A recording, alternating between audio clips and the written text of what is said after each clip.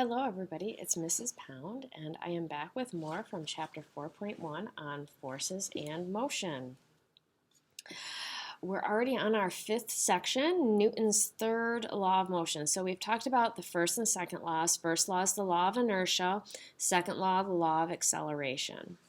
So our objectives today are to explain Newton's third law of motion, define momentum, and apply the law of conservation of momentum.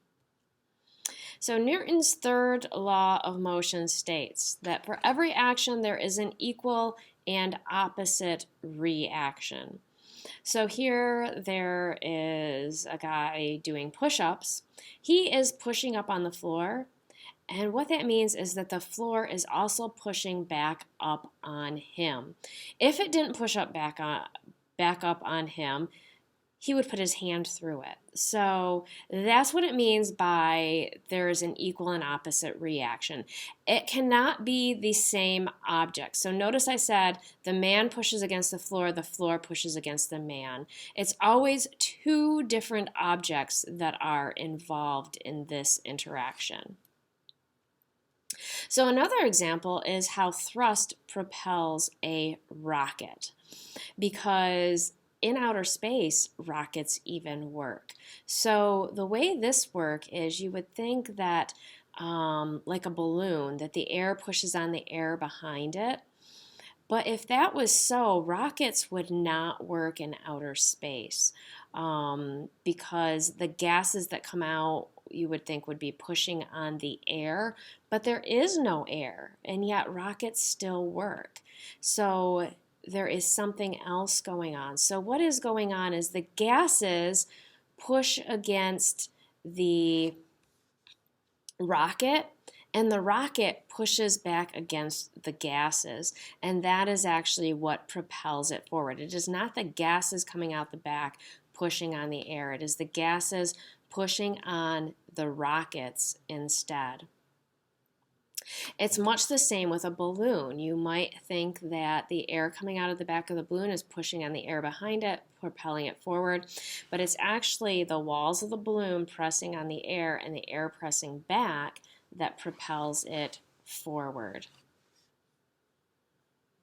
So always two different objects acting. So related to this is the idea of momentum, and this is the property of a moving object that depends on its mass and velocity. So we see these interacting pairs of forces working, and they will work differently depending on mass and velocity. So let's take a look at this. The formula for momentum is momentum equals mass times velocity, very similar to force. Because force is mass times acceleration, but a little bit different. So let's talk about this situation. It says using a foam ball to knock down bowling pins is not as effective as a bowling ball because the foam ball has too little mass and too little momentum to knock down the bowling pins. The bowling pins would actually have more mass than the foam ball. If you got it going, I suppose, very fast, then it would have enough momentum if it was going at a high velocity. But those pins also are not too heavy, but heavier than the ball, okay? Or more massive, I should say. They don't have a lot of mass, but they have more mass than the foam ball. The bowling ball has greater mass and therefore has more momentum. It has greater potential to knock down the pins. The momentum is also increased that the bowling ball has a greater velocity. So you might notice that somebody who can really roll that ball down the lane really fast will knock down more pins. And the pins, also because momentum is transferred to them, they go flying off much further because they have a certain mass. That momentum is transferred to them, and so they will have a higher velocity when they are hit by a higher velocity ball and go flying more. And so because they can fly more, they can also hit other pins because they're going faster. So this really leads us into the law of conservation of momentum. And this says that momentum can be transferred from one object to another, but the total momentum stays the same. And kind of a classic example is the game of billiards, okay, pool. And so let's take a look at this. So an example is billiard balls demonstrate the law of conservation of momentum. A rolling cue ball and a stationary billiard ball have a given amount of momentum. When the cue ball hits the billiard ball, the momentum of the cue ball is transferred to the billiard ball. So here we have the cue ball, we have the billiard ball in the background.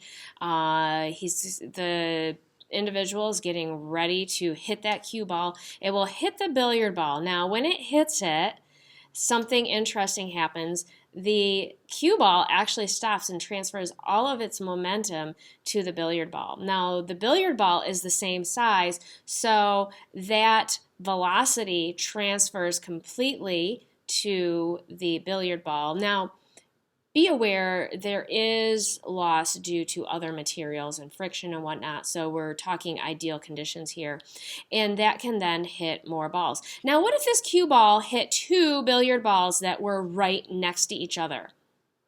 It would transfer its momentum to both of them, but because we have double the mass, only half of its velocity would be transferred to each of the billiard balls, and so they would go half as fast as the original cue ball because the momentum has to be conserved. If we have more mass, we're going to have less velocity. Now, let's say the billiard ball was less massive than the cue ball. In that case, because it would have less mass, it would actually go faster. And so this also works in, say, things like car accidents. Okay, this works in car accidents where, let's say you have some large truck being hit by a small car. That large truck will receive the momentum from the small car, but it will not go forward as much as the car was. It will have a slower velocity. However, if you had a big truck ramming into the back of a small car, it will pass its momentum on, and that car will go very quickly forward because of the transfer of momentum, because the mass times the velocity has to equal the same number. So if either one of them is lower, the other one's higher, and vice versa. If they're equal, then it all equals out in the case of the billiard balls being the same size and mass. So that is how momentum works, and it's paired with Newton's third law here because we see that force is transferred from one object to the other, and it depends on the masses of those objects, how fast they then travel after that transfer of energy. So our objectives were to explain Newton's third law of motion, define momentum, and apply the law of conservation of momentum. So don't forget your 5 questions, and I will be back with more on forces and motion.